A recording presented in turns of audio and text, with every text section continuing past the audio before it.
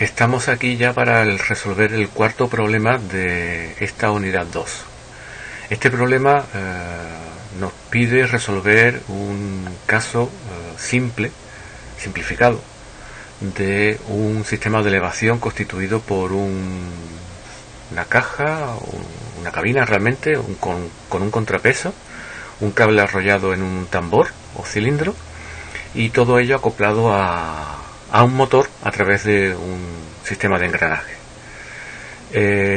Concretamente también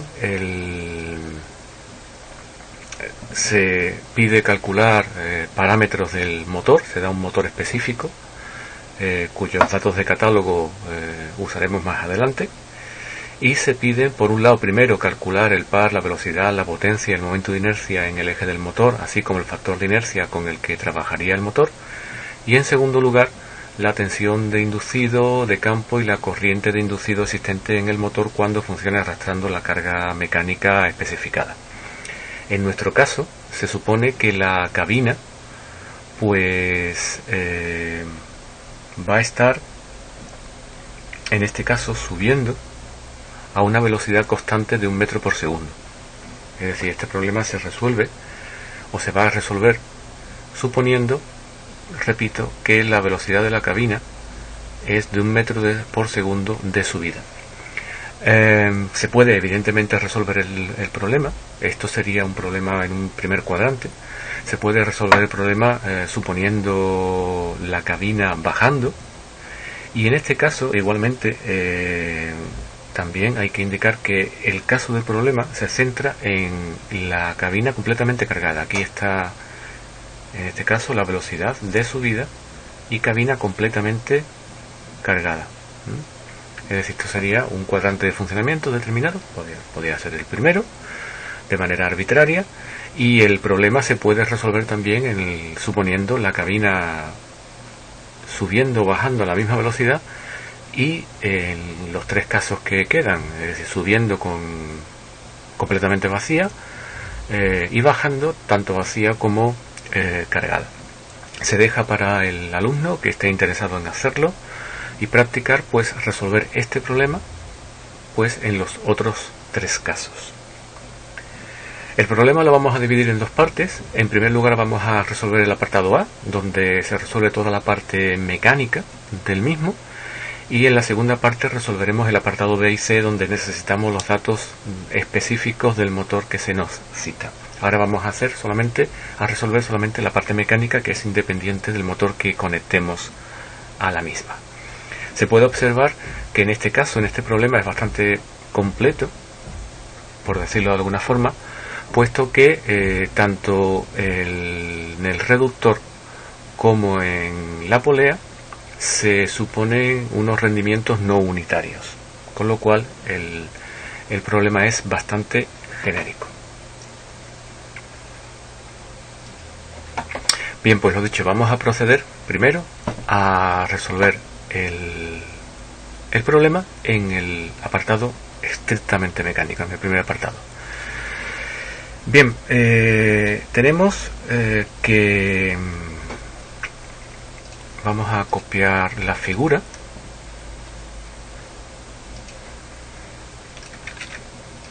y la tenemos aquí ya, por si nos hace falta indicar alguna referencia a la misma. Bueno, en primer lugar tenemos datos sobre la masa de la cabina. Vamos a recogerlos aquí. Sabemos cuánto es la masa de la cabina, que son 400 kilogramos.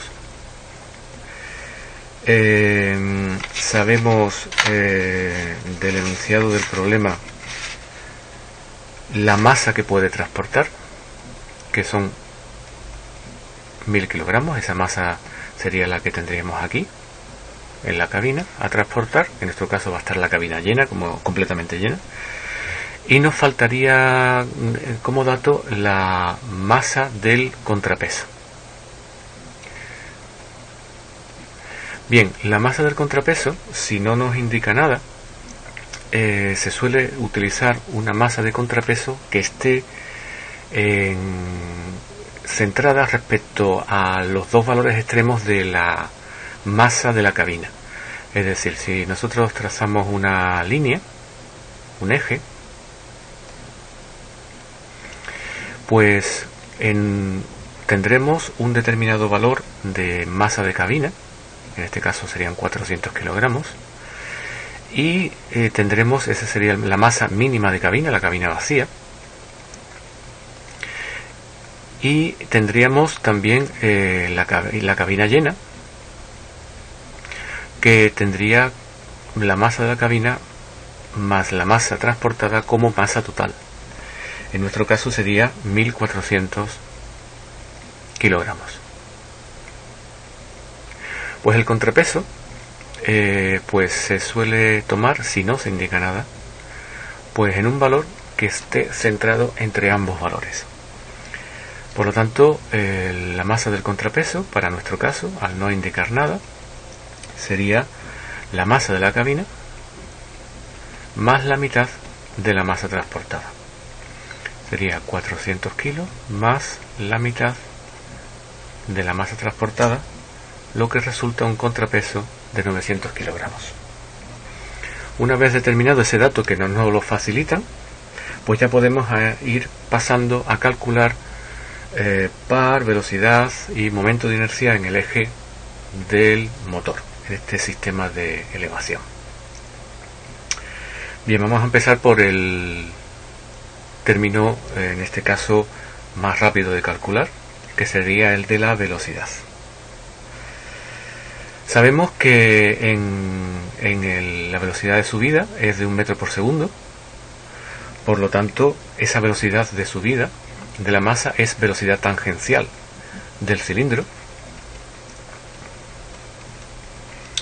Y como conocemos el radio del cilindro, de los datos del problema, que es de medio metro, pues podemos calcular como por la relación entre velocidad tangencial, velocidad angular y radio, pues la velocidad angular, repito, del cilindro o polea. Entonces sería 1 metro por segundo partido de medio metro de radio, pues sería 2 radian por segundo la velocidad de giro del cilindro o de la polea. Bien, un dato del problema es la relación de velocidades en el reductor, es decir, la K del reductor era un dato y era igual a 25. Eso quiere decir que la relación entre la velocidad más alta, que será la del motor, entre la velocidad de la polea, pues tiene que ser igual a 25. Esto conduce a que la velocidad angular en el lado del motor sea 25 veces la de la polea, es decir, 50 radian por segundo. Por lo tanto, ya podemos calcular la velocidad en revoluciones por minuto del motor, que sería la velocidad en radianes por la constante de conversión, 62 pi.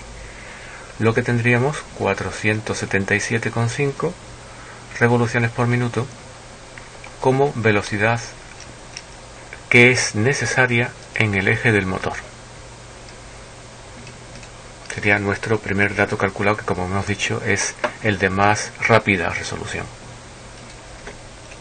Vamos a proceder ahora a calcular el par necesario en el eje del motor.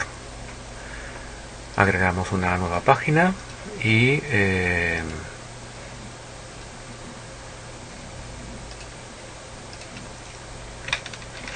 copiamos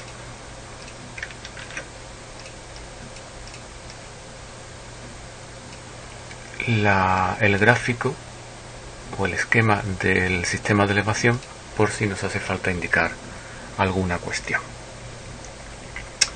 Bien, vamos a, repito, hacer los cálculos relativos al par. Bueno, pues primero lo que tenemos que ver es qué par están aplicando, están ejerciendo las dos cargas que existen en el cilindro. Es decir, si nosotros nos fijamos en el cilindro, aproximadamente dibujamos aquí el cilindro, visto desde uno de sus ejes, pues sabemos que por un lado está suspendido, bueno, más o menos, ¿no? El dibujo no es muy bien. Está suspendida la cabina completamente llena, y por el otro está el contrapeso. Por lo tanto, tendremos una fuerza aplicada en ese sentido, de cabina más masa, y una fuerza aplicada por este sentido de contrapeso sobre la superficie del cilindro. Estas dos fuerzas evidentemente ejercen pares contrarios sobre dicho cilindro, y el par resultante será pues la suma aritmética de ambos pares. Por lo tanto, en el cilindro el par aplicado sobre él pues será, por un lado, el par provocado por las masas de la cabina y lo que se está la masa que se está elevando, multiplicado por la gravedad y por el radio del cilindro, y a ese par hay que restarle el par producido por la masa del contrapeso. Como tanto la gravedad como el radio es igual para ambos pares, pues podemos poner una expresión equivalente, que sería la masa de la cabina más la masa transportada menos la masa del contrapeso, todo ello multiplicado por la constante de la gravedad y por el radio del cilindro. Por lo tanto, tendríamos 400 como masa de la cabina, 1000 como masa transportada, 900 como masa del contrapeso, todo ello multiplicado por 9,81 y por el radio de el cilindro, lo que resulta pues un par neto de 2452,5 Nm. Ese es el par que tenemos pues que aplicar, que el motor tiene que aplicar en el eje del cilindro para poder subir la cabina a la en este caso para poder vencer los pares de la cabina y subirla a una velocidad constante. Entonces el par motor, que tendrá que aparecer en ese eje del cilindro, tendrá que ser igual al par resistente para, repito, que la subida se haga a velocidad constante. Ahora bien, hay que tener un poco de cuidado, porque si nos vamos al enunciado, vemos que nos dice que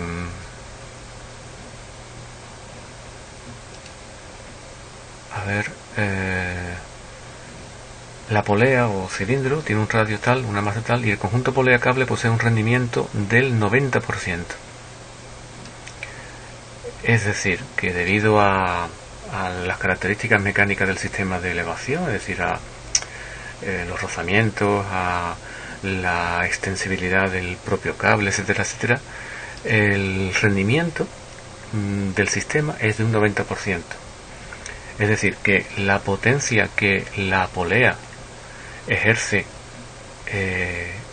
aquí, que sería potencia del cilindro de salida, es distinta que la potencia que apliquemos a la polea.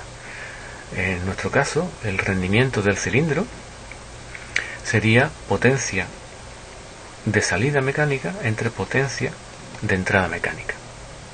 Y en este caso no es 1 sino es 0,9. Por lo tanto, eso que hemos dicho antes de que el par que tengamos que aplicar nosotros sea de 2.452,5 Nm para que las cargas suban a velocidad constante no es del todo cierto. Eso sería cierto si el rendimiento del conjunto polea, el cable, fuese unidad.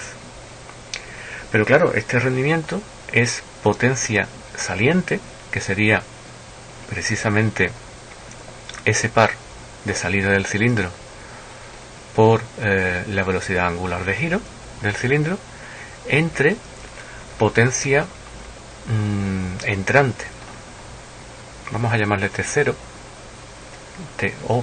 de salida, a la que hemos calculado, que es la necesaria, en la que está aplicando las cargas sobre la superficie tangencial de la polea del cilindro, y TCI al par que es necesario aplicar en el eje del motor. En este caso, la velocidad es la misma en ambos casos, puesto que el cilindro se supone que no es deformable. Por lo tanto, tendremos que el par necesario en el eje de entrada del cilindro de polea será igual, al ser las velocidades angulares iguales, se nos simplifican y nos queda pues el valor calculado anteriormente dividido el rendimiento, es decir, 2.725 Nm. Como vemos, necesitamos un par ligeramente mayor en el eje que el par que ejercen las cargas mecánicas en la superficie del cilindro, puesto que, repito, este tiene un cierto rendimiento distinto de la unidad. Este par TCI, vamos a indicarlo aquí claramente, es el par que ejerce realmente el engranaje sobre el cilindro, y el motor tendrá que ejercer un par TM, o mejor dicho, usando la misma terminología que hemos venido usando en los problemas anteriores, pues sería el par de la carga referido al eje del motor, pues tendrá que, repito, desarrollar un par acorde con el engranaje que hemos intercalado entre la polea y el motor. Vamos a añadir una nueva página y vamos a traernos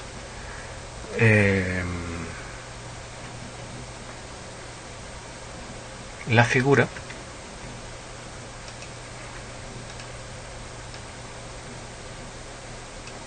para trabajar con ella a esta nueva página.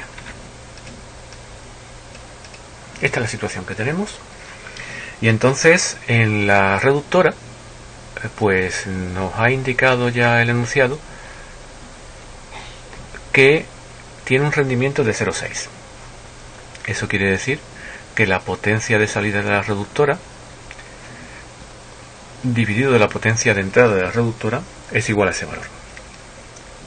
La potencia de salida de la reductora pues será el par que vamos a aplicar al eje de entrada a la polea, multiplicado por la velocidad angular de la polea o del cilindro, y la potencia de entrada en la reductora pues será el par que total en el eje del motor por la velocidad de giro precisamente del motor.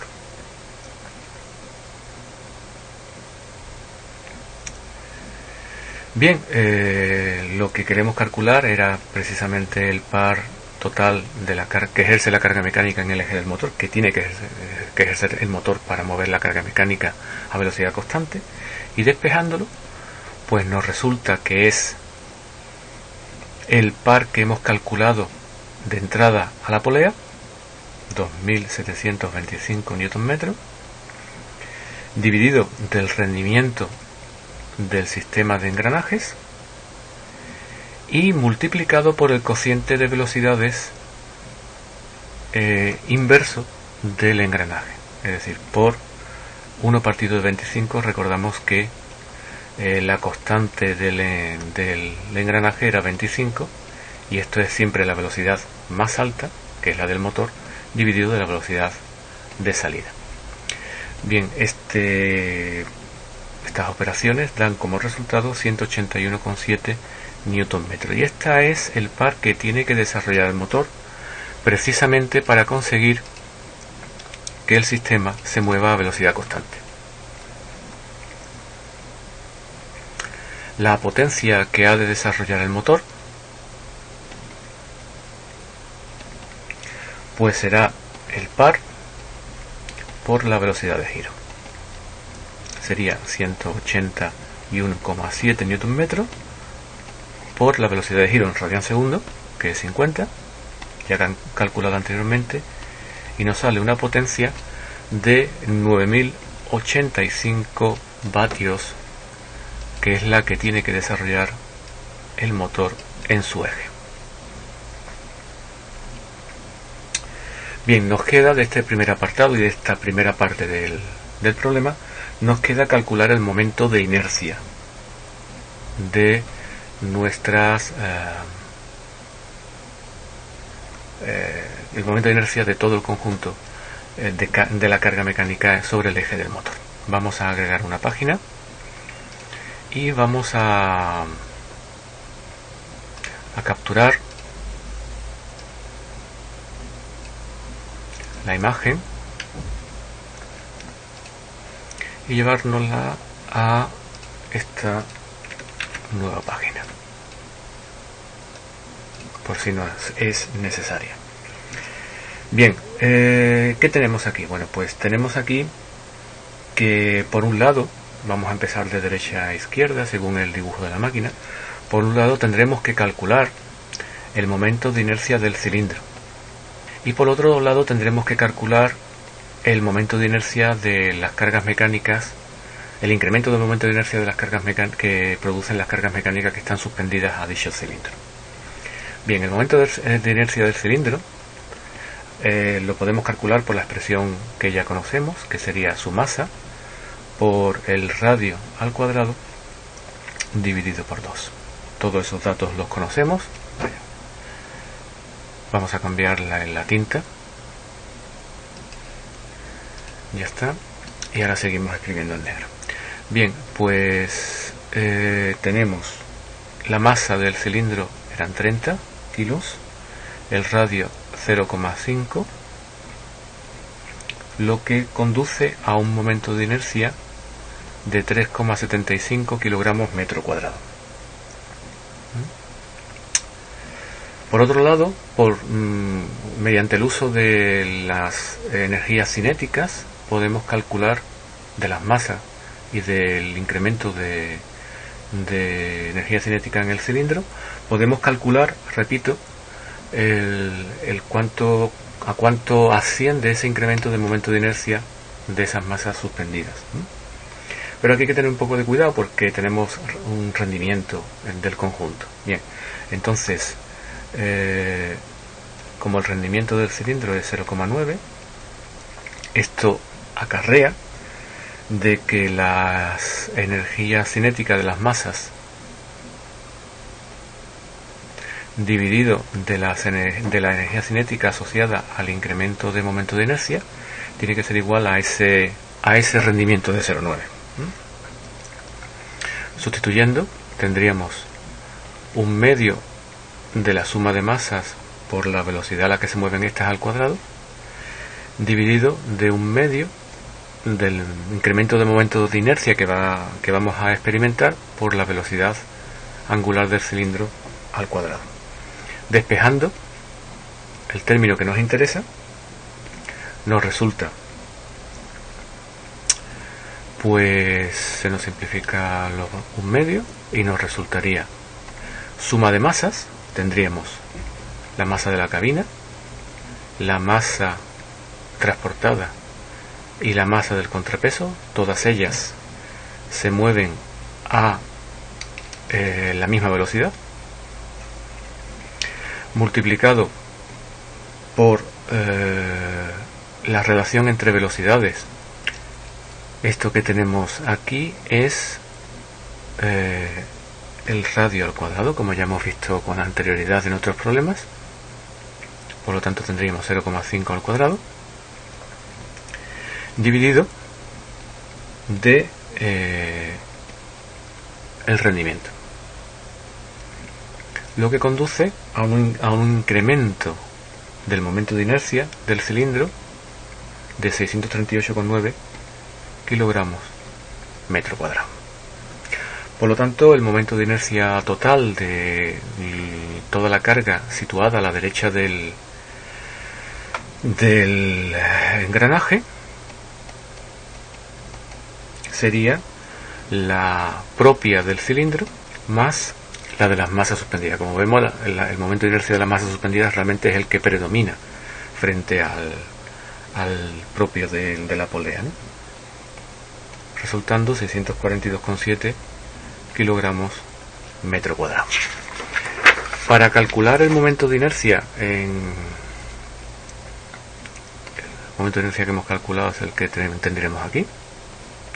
Para calcular el momento de inercia en el eje del motor, el momento de toda la carga mecánica referido al eje del motor, pues tenemos que aplicar el mismo concepto pero en el engranaje, es decir, a través del rendimiento de la reductora, que para este problema es 0,6, pues dividimos la energía cinética a la salida entre la energía cinética a la entrada. La energía cinética a la salida sería un medio por el momento de inercia total del cilindro por la velocidad del cilindro al cuadrado, dividido de un medio por el momento de inercia total de la carga referido al eje del motor por la velocidad angular del eje del motor al cuadrado. Las constantes un medio se simplifican en ambos partes del cociente, y este cociente sabemos que es igual a 1 partido por k al cuadrado, en este caso, siendo k la relación de velocidades de la reductora. Despejando el término que nos interesa, tendríamos el momento de inercia total del cilindro dividido del rendimiento de la reductora y multiplicado por el inverso de la relación de velocidades al cuadrado, resultando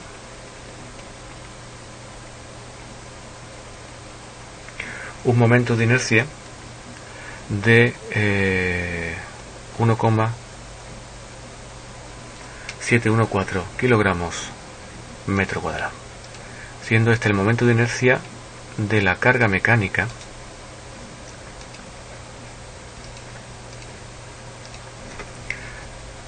referido al eje del motor.